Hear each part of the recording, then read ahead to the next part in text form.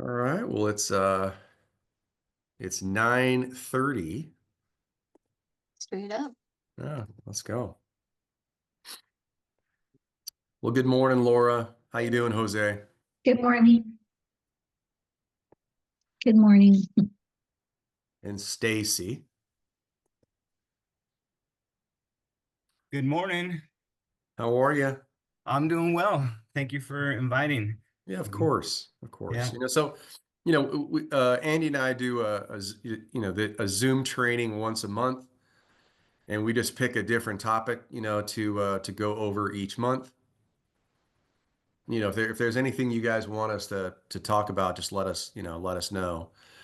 Um, so this month we just thought we would, just touch on manufactured home loans as well as mobile home loans.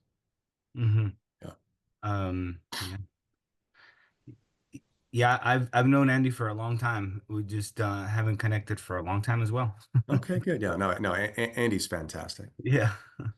He's supposed to be on this call. He's Mhm. just in the office right next door to me. Mm-hmm. Yeah, Right on. yeah. And then, Ah, just in general, right? And I'll email you guys when we're done. But just some general comments that I'm sure you guys know for manufactured homes, right? We can do single wides and multi-wides. I mean, 99% of the time a multi-wide is a double wide. Are normally only for primary residences and second homes. Most people will say you cannot do investment property manufactured home loans, but we do have some options for that. We have a couple of investors that will do a manufactured home for an investment property. But I think if you asked, you know, 99% of loan officers would tell you that you cannot do investment property manufactured homes. But we've done a few, and we have a few investors that'll make an exception for that. I think as you got, it has to be built after June 15th of 1976, needs to be the original location, except VA does allow for a manufactured home to be moved once. Manufactured homes normally on land that's owned, right? But can also be on land that is leased, as long as the land lease term is the same as or longer than the mortgage term, right? So if you're doing a 30-year mortgage, there has to be at least 30 years remaining on the land lease, right? And then it's pretty common for manufactured homes to be on a shared well. Just make sure you know how many properties are sharing that well. Like FHA has a rule that says the maximum properties that can be sharing a well is 4, right? And then again, if it's on a well, we'll most likely need a flow test and a water quality test, right? And then manufactured homes obviously require the HUD plates both inside and out. And it's very common for those HUD plates to be missing. Maybe they were paneled over or they were painted over or whatever. And in those cases, we just order an IBTS, right? The replacement HUD plates, but it's referred to as IBTS. How long do those plates take to get reordered? Very quickly. I mean, we can do it in as little as 24 to 48 hours.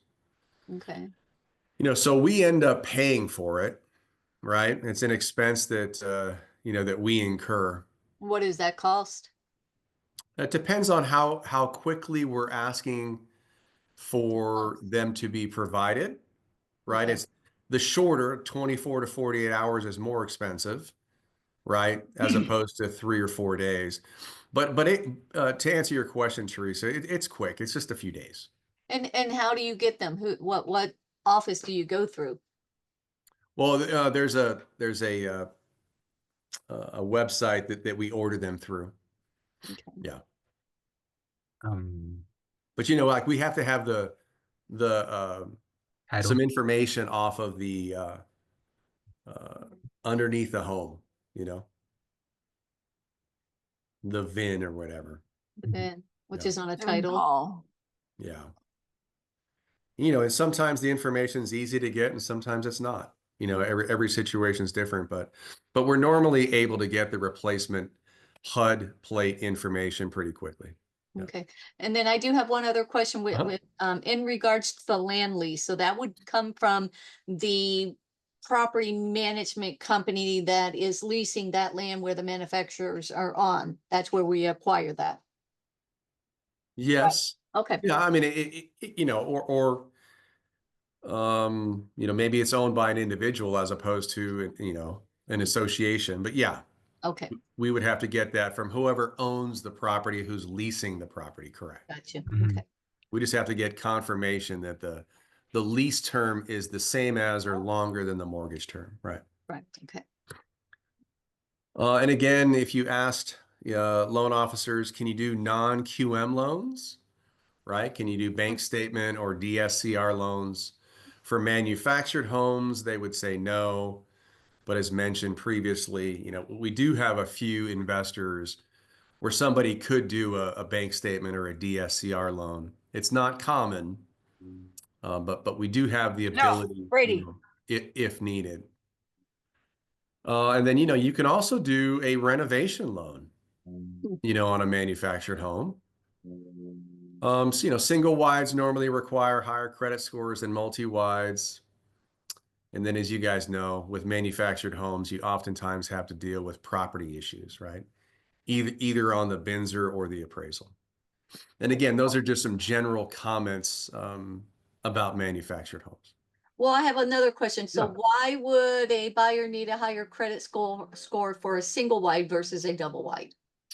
Well, it just has to do with the investor's requirements, right? The investor that we're placing the loan with, right?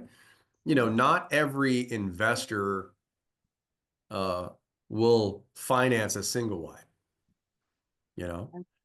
so they might have, their own overlays for things like that. But we do see, fairly often a slightly higher credit score can be required for a single wide. Yeah. Sorry. I have a quick question. Yeah. So, in this case, mobile home parks don't qualify, right? Because they're not gonna have 30 years. Right. Not for manufactured, but I'm going to get into that here in a few slides where we can do mobile home loans, All right. And as opposed to manufactured home loans. right? Gotcha. I got one more question Yeah. that it seems that you answered already, but I just want to make sure because I've heard different lenders say different things over the years. The Uh-huh. majority have said what you said in a prior slide, that manufactured home, once it's moved once, Hmm. cannot have a conventional or an FHA loan. Correct. There's no Yeah. way. Not No, even. there's no way. Hmm. There's no way. VA is the only one that will allow a manufactured home to be moved once. And what is it? Does VA require anything special? That I'm saying because I work over here a lot in the Tonopah Valley area, in the Tonopah area. Mm-hmm. There are homes that come across that, and so if it was a VA, anything special that we need to know? That's a good question. I would imagine that you would need to have some type of an inspection completed to make sure that the home is still kind of, intact, and it's still, because if you take apart a home and then put it back together and you do that, a second time, I'm sure there has to be some type of an inspection completed to make sure the home was put back together properly. Yeah, Mhm. for sure. I don't think they're going to rely on, just people's word for it. Yeah, there's got to be a Yeah, certification. there's got to be some type of inspection to make sure that everything was put back together properly. Yeah. Mm-hmm. On conventional, So you can do a down payment assistance loan, right? So a zero down loan going conventional. Otherwise the minimum down for conventional is 5%. You know, there are lenders out there that can do as little as 3%, but generally speaking, 5%, or do the down payment assistance, like Home and 5. So you're doing a zero down conventional loan for a manufactured home. I did make a note on here. The investor that we do Home and 5 with does not allow down payment assistance on a single wide, and nor will they allow it if the land is leased. But they'll do down payment assistance for a multi-wide, a double wide, and just, the land has to be owned, right? I mean, other than that, it's just normal conventional guidelines, right? 620 minimum FICO score, 50% max DTI ratio. I think as you know, conventional loans, you have to get automated underwriting system approval, right? So the finding has to be approve eligible. It cannot say refer eligible, right? You can't do manual underwrites on conventional loans. This is pretty common. People ask about the engineering certificate, right? And an engineering certificate confirms that the home is properly secured to the foundation. So on conventional loans, an engineering certificate is only required if there's been an addition to the property. But, a carport or even the installation of an awning, those classify as additions, right? So most people think an addition is an additional room that's been added onto the house, but yet the appraisal comes back and it notes that an awning was installed. So we see that on the appraisal, and then the underwriter is going to say, oh, okay, so there's been an addition. Now we need an engineering certificate.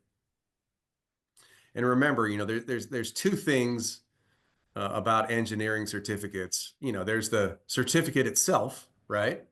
Mhm. But oftentimes, there's work that's going to be required to properly secure the home to the foundation, right? So there's a, $300, $400, $500 expense to get the engineering certificate itself. But then you might have, a few hundred or a few $1,000s worth of expenses Discovered. to complete the work to properly secure the home to the foundation. I feel like most of the time it's less than $1,000, but we had one recently that was it was either $5,000 or $6,000. It was the most amount of work I had ever seen, Wow, right, to properly secure the home. wow. So buyer and seller agreed to split that cost. We've run into this where it's a single wide in an HOA. It's being purchased as a second home. That's not an eligible property for, a conventional manufactured home. I mean, that's a pretty rare situation. And then as mentioned, before, if it's on a shared well, conventional does not have a maximum number of properties for a shared well, right? Any questions about conventional loans for manufactured homes? All right. I do. All right. Does it matter what the base is for the home? When you Um, say what the base is, like the stem wall, is it not a stem wall, but the wall that goes around? I don't know what, I'm not calling it the right thing. right? Does it matter? Like, does it have to be block or No, it doesn't. pressure treated wood or? And you're talking about what the home sits on, or kind of the skirting This, around the it? skirt, yeah, the skirting. No, I don't think the skirting has to be a particular material, because that's not structural, right? That's more Right, okay. cosmetic. Okay. And then right? So whatever maybe I'm- whatever the home is sitting on is structural, and that's going to be part of the, the engineering certificate and things like that. But the skirting is just cosmetic. the skirting is cosmetic. Okay, the other thing that goes, when you dig it, the dirt down and you put that siding in underground, does that have to be certain type of concrete block or pressure treated wood or? No, not that I'm aware of. No. All right, thank Uh-uh. you. Then for FHA, again, we can do down payment assistance. So you can go 0 down FHA loan for a manufactured home, both single wides and double wides. Otherwise, right, the minimum down for FHA is 3.5, minimum 580 FICO score. FHA has higher DTI, debt to income ratios. So as long as you're getting automated underwriting system AUS approval, right, you can go to 47 on the front and 57 on the back. Unlike conventional, because conventional does not allow for manual underwrites, FHA does allow for manual underwrites. So if the AUS findings don't say approve eligible, but they say refer eligible, that's when it becomes a manual underwrite. And when you have a manual underwrite, your maximum DTI ratios are 40/50, not 47/57, right? Hmm. But you also have to have some compensating factors in order to go up to 40/50. Otherwise, the ratios are even lower than that. FHA always requires an engineering certificate, right? Confirming the home's properly secured to the foundation. FHA also has, if it's on a shared well, right? FHA limits the number of properties to 4. I mean, just this week I had somebody ask me if there's any way to get an exception for 5, and not that I'm aware of, right? And I've run into this one too, where if the home is less than 12 months old, and then, and it has hauled water, right, which is common, FHA does not allow hauled water for a home that's less than 12 months old. And in this case, it was a resale, but the home was less than 12 months old. Hauled water is perfectly fine as long as the home is older than 12 months. Well, that makes a lot of sense. Right. And it was one of those situations like nobody knew that, Wow. and we found out the hard way, and we weren't able to get that loan done. Wow. Everybody was mad, which I understand. Like, how come you didn't know that, Randy? Well, why would I know that? Like, why would anybody think that hauled water is fine at 13 months, but it's not fine at 11 months? Yeah. So we learned that one the hard way, but I'll never forget that one. And then on to VA. And again, if you guys have questions, just shout out. VA obviously 0 down, again, go down to 580. And as you guys know, VA loans, there is no maximum debt to income ratio on VA loans, right? It's whatever the automated underwriting system will approve. And so just a couple of weeks ago, we had one where we got automated underwriting system approval where the debt to income ratio was almost 66%. It was pretty surprising. You can do manual underwrites with VA just like you can with FHA. VA is similar to conventional, where the engineering certificate is only required if there's been an addition. So it's always good to ask that at the very start, or if you're listing a property, make sure to ask that when you're taking on that listing. Because it's hard if somebody, hey, because we ask, have there been any additions to the property? No.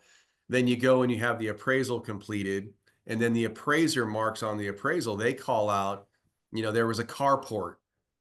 And now all of a sudden, we need the engineering certificate and all that, and it's kind of late in the process. VA also does not have a maximum number of properties if it's on a shared well. Got a quick question. Yep. On an FHA, you need a test flow and a water quality, right? Do you Yes. need a conventional? On It's conventional, let me go back to that. You know, if it's on a shared well, you know, they're probably you're gonna need a water quality test, Mm, right? And so, what happens oftentimes is the arsenic is too high, right? Mm. Arizona has high levels of arsenic, and so so they require a water filtration system just to exactly, you know, and so you know, it gets a little tricky. I mean, I've had situations where, you know, people they've had to go and install a water filtration system, and they'll just do it under the kitchen sink, right? yeah, yeah. And then you send the water testing person back out, and he's going to take the water sample out of the kitchen sink after it's gone through the water filtration system. Yeah. Yeah. So that has come up a time or two for sure. What are the But VA always requires a flow test to make sure there's adequate capacity. Mhm. VA always requires a flow test. And what about the compensating factors on a manual underwriting? What are Yeah. they? There's a few options for that. You know, one of them is residual income, and residual income basically means how much money do you have left over at the end of each month after you've paid for all of your bills, right? Mhm. Including childcare, right? And so it's a pretty simple calculation, and they want the residual income to be, you know, 1.2 or higher, right? So if you make 1,000 a month and you pay your bills and your bills are 1,000 a month, that ratio is 1.0. But they want you to have a little bit of money left over at the end of each month after paying all your bills. So they want your residual income to be at least 1.2. Okay. That's a compensating factor. Another compensating factor is your mortgage payment going to be pretty comparable to what your current rent payment is? So your payment's not really going up by, and I think it's 5%. You know, that's a difficult one to get just because mortgage payments are more than rent payments. Reserves is a pretty common one. You know, does the borrower have reserves, right? Can they you can jump on it, Andy. They normally want to see that the borrower has at least 3 months reserves, right? That money. So if a mortgage payment's $2,000, they want to see that the borrower has at least $6,000 in an account. Got it. You know, it could be in a retirement account, savings account, things like that. You know, so those are the most common compensating factors, Jose, Okie dokie. right? And you know, and when you look at the manual underwriting matrix, you know, if you have no compensating factors, your DTI ratios can only be X. If you have one compensating factor, it could be Y. If you have two compensating factors, that's when you can get to 40/50, right? And again, VA has no maximum number of properties if on a shared well, and this is where VA will allow a manufactured home to be moved once, right? And then USDA, I mean, we don't do too many USDA loans anymore like we used to. But, you know, down in Florence, you know, certain areas of Casa Grande are USDA eligible. And, you know, USDA is a 0% down mortgage loan, again, 620. The tough thing about USDA, it has the lowest DTI ratios that are allowed. You know, so the front end is 29, which is, it's just low. And with home prices being higher and with interest rates being higher, you know, that monthly mortgage payment's more. So it's difficult for the front end ratio to be, and that's, you cannot go over 29, right? So your front ratio is what is your housing expense divided by your gross monthly income. The back end ratio is your housing expense plus your liabilities divided by your gross monthly income, right? So what happens oftentimes with USDA is the person's that front end DTI ratio kicks them out. And then, USDA also has income limits I should have put on here. USDA, you have to get automated underwriting system approval. You can't do a manual underwrite. USDA always requires the engineering cert. And then the thing about USDA for manufactured homes, it can only be for a newly installed manufactured home. That home cannot be previously lived in. And it can only come from the manufacturer. Right? So let's just say somebody bought a new manufactured home. It was placed on the site. They never occupied it. And whatever, 6 months later, they want to resell it. You can't do USDA, right? It has to be newly installed from the manufacturer, right? Got Any other manufactured home loan scenario questions or guideline questions? All right. We'll go on to mobile home loans, right? This is referred to as chattel, right? Chattel loans. And again, just in Chattel. general, Chattel. chattel. There's Andy. Hey, What's up, guys, sorry. Andy? Yeah. Hey, what's going on, guys? Been a Haven't- minute, Jose. I haven't seen you for the longest time. That's what he said. Oh, lucky you. Lucky you. Right. Sorry, guys. Go ahead. So Andy, we just finished up with manufactured. If there's anything you want to say about manufactured home loans in general? It's just real important when you're going to put an offer on a manufactured home that you talk to us, your lender, because, especially, if they're not familiar with them, because there is a lot of extra things that can be fees that you might want to try to negotiate the seller to pay. Like I think Randy talked about foundation certs, those are $400, $500. You got to get, if it's on a well, you got to get the water test, depending on the type of loan, you may need a water well test to confirm the water pressure and stuff like that. So, or if you need tie downs, maybe the home doesn't have the tie downs that are needed for FHA, for example. So then you got to do those. Those can be $700 to $1,500. So there could be a lot of additional costs there that, going into it is good to know. Plus, if let's say you have a client looking at a home or a manufactured, we would want to update their, run it through underwriting as manufactured. Sometimes simply being a manufactured home is another risk layer that can take a loan from an approval to not approved. So those are things that you really want to communicate with us about if you're getting ready to make an offer. So number one, we're all protecting the customer, number one, right? And just maybe against the loan approval side of it. Plus just if anything changes with the loan, like interest rates can be higher, things of that nature.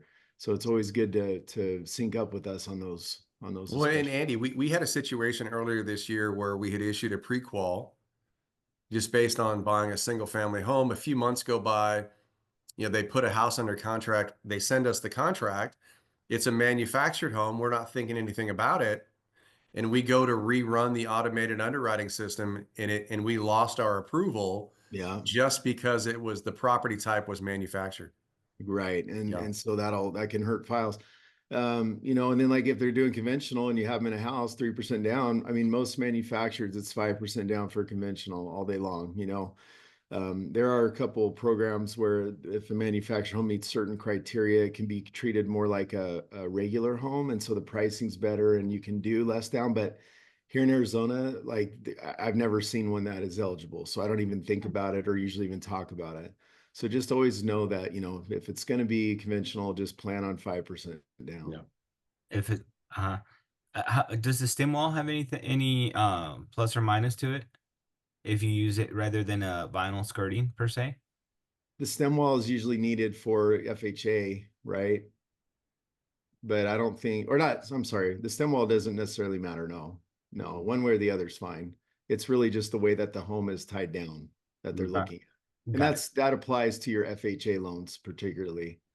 VA, conventional, don't really care. USDA is usually the same as FHA as far as the appraisal goes. So it's more or less an FHA appraisal. So they usually want to see the similar tie down features and things on a USDA, but some states have rolled out, the USDA has rolled out a pilot program for resale manufactureds. Arizona is not there yet, but once they get there, we'll probably see more of those.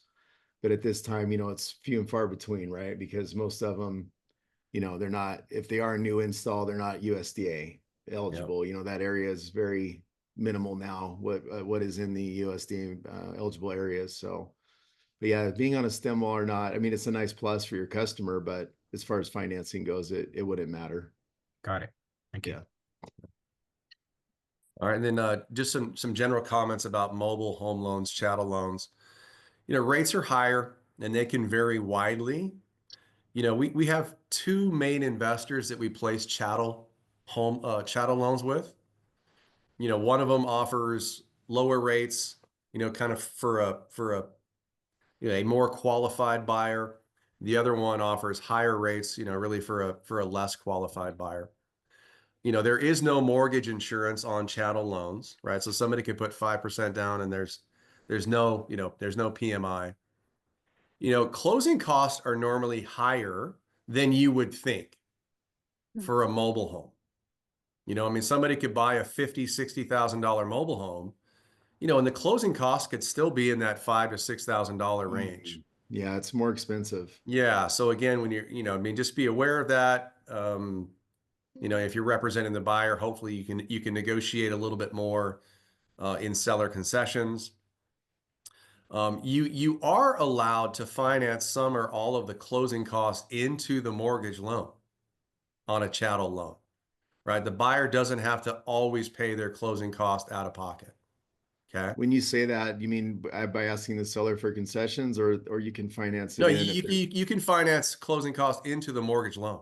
So like maybe they were going to do 10% down and we could do 5% down instead of build it in, or what? Yeah, I mean, 21st Century always ask me, is the buyer going to pay their own closing costs or they want to finance it in? Okay. So they don't change down payment or anything like that. They'll just ask if they want to finance in their closing costs. I haven't seen that. Have you done it? No, not yet. Okay. The guys know maximum what term makes where you fall in the chattel loan land versus a regular mortgage? There's You know leased land. what it is? Leased land, no? Lease land. Yeah, mainly now, lease land would be like a trailer park, right? If you have a trailer park and you're paying monthly lot rent, that's chattel all day, No, right? no affidavit of attachment. No affidavit of fixture. It's not real estate unless it's legally attached. right. I mean, there could possibly be a manufactured home that's on a leased land for like a 99-year lease or something like, not in a park, like where you call it leasehold title.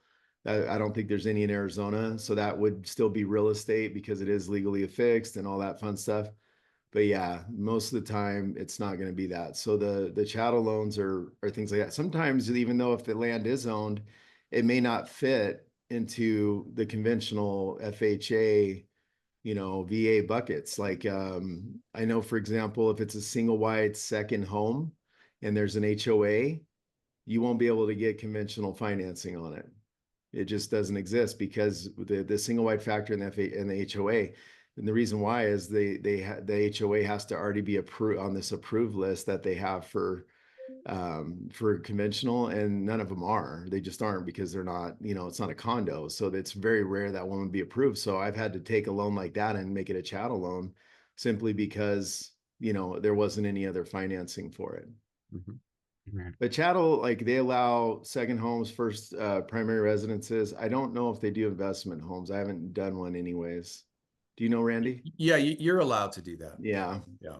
So that can be a reason you do it, right? Like because you can't do a conventional investment home purchase for manufactured. Just doesn't exist. So you got the chattel option, but we have some other things too that we'll talk about. Yeah. If it's on land that's leased, obviously we have to include the lot rental fee. And I think lot rental fees have gone up a lot, just like everything else. $650, $850, $900 are pretty standard lot rental fees, today.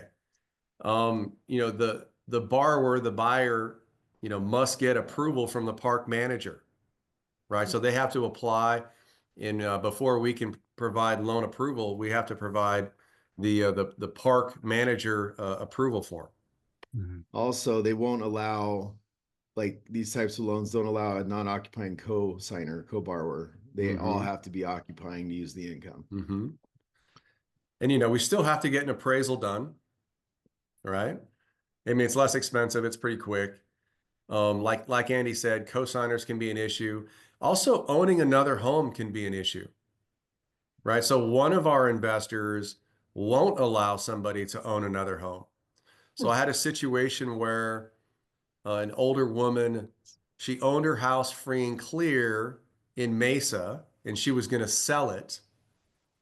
But in the meantime, she wanted to be able to go and move into a home down in Casa Grande. So she was going to buy first, move, and then sell her house. And because she owned another home, the one investor wouldn't allow it, but our other investor did, right? This is where, Andy, you can do second homes and investment properties, with mobile homes, chattel loans. But, again, you oftentimes have to deal with property issues just like with manufactured, either through the BINSR or on the appraisal. So I mean, my experience with mobile homes, sometimes they'll go under contract. There's BINSR issue, they cancel. They go under contract. So they might have to go through 2 or 3 houses, before they close on a purchase because of property issues. Well, So that's it for manufactured and mobile chattel loans. Do you guys have any other questions you wanted to ask? Did you talk about non-QM stuff at all? I mentioned that we have a few investors that will allow us to do non-QM loans for manufactured homes. Right. So Right. that's stuff where we can look at debt service coverage ratio loans for an investment property. Usually it's more money down. I think it's 30 to 35% down, Mhm. Second home, things like that, that maybe something doesn't fit properly. We can look at some of these alternative programs that don't fall into the normal stuff as well, like the chattel loans, but kind of another variant of that. mhm. And again, I'll email this slide deck so that you guys have copies of this that you can refer back to.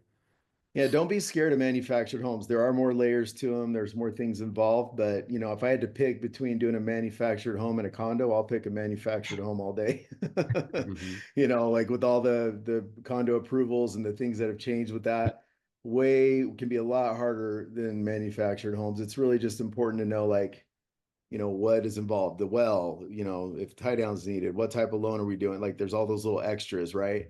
Year of the home, is it a single wide, double wide, just things like that. But I wouldn't be scared of manufactured homes. There's, they usually go fine. There's lots Yep. of them out there, and it can be a good value for a customer who wants to be maybe on a little more land but can't afford to buy a house, right? But they can Yeah. get into the manufactured. So never be scared of them. If you ever have questions on if you're listing one or if you have a buyer on one, you can always reach out to us, whether we're the lender or not. We'd be happy to give you guys any input you need to help you ensure a successful transaction. Yeah. Also, one of the nice things in terms of chattel is that the seller doesn't have to pay capital gains, as far as I understand, right? Because it's not real estate, Yeah. Right. But that's for Yeah. us realtors, maybe to, if somebody's sitting on the fence, whether they want to sell or not, But That's true. yeah, Yeah. And I think with chattel loans, I mean, I think that's the least expensive, housing option for people. But it's also the only housing option that I think normally decreases in value, right? So if you buy a mobile home for 80,000 and you go to sell it 5 years later, you're probably selling it for less, right? I mean, it's just like a car, Well, there's probably not a ton of appreciation usually, right? correct. But, Yeah. inflation has just, made it appreciation. But it's It's just, just, like I said, weaker to I think it's weaker. gotten more expensive to even live in mobile homes just because the lot rental fees have gone up so much. And, there's corporations now, that have bought up so many mobile home parks, I think, and so they're really pushing lot rental fees up as high as possible. yeah. Yeah. You know, I actually knew of somebody who was able to, it was in another county, it was in Casa Grande, that was able to finance a manufactured home that had been moved once with conventional loan.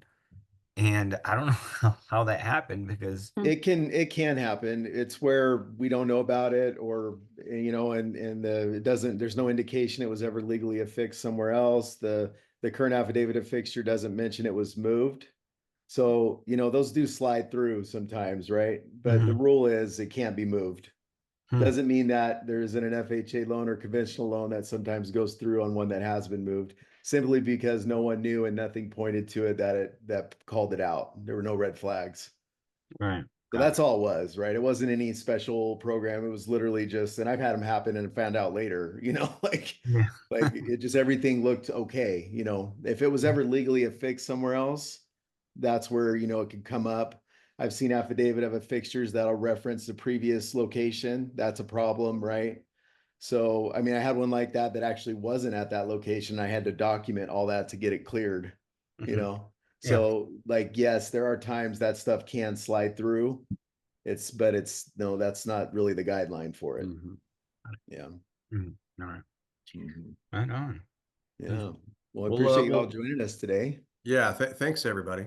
Yeah. Any All follow-up right. questions or whatever, just let us know. We're always here to help. Okay. Right on. Thank you. Thank you guys. All right. Well, have a thank good one. you. You, Appreciate Take you. care. We'll see you got guys. it. great Bye-bye. week. Bye.